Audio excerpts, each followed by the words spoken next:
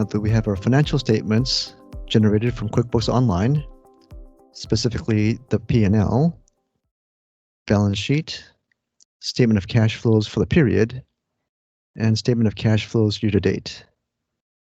We'll then run a UiPath workflow to combine those 4 reports into one Excel workbook and then rename the tabs.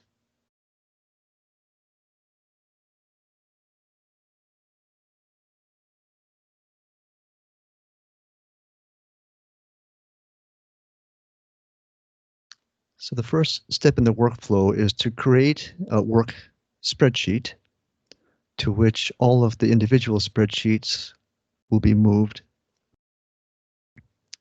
First is the year-to-date statement of cash flows,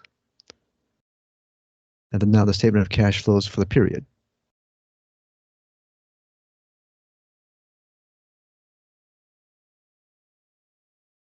This continues for the balance sheet.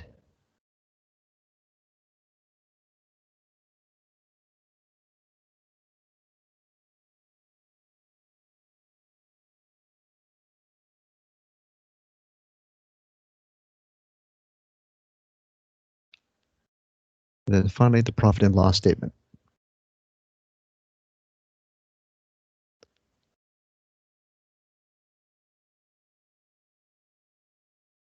Now that all of the financial statements have been combined into one Excel workbook, the UiPath workflow then goes to rename the tabs to match what is in QuickBooks Online. So first the profit and loss, then the balance sheet, statement of cash flows for the period, the statement of cash flows year to date.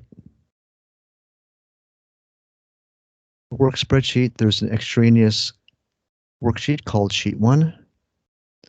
The UiPath workflow deletes it and then puts us back to the very first tab in the workbook. UiPath then saves the spreadsheet and then exit from Excel.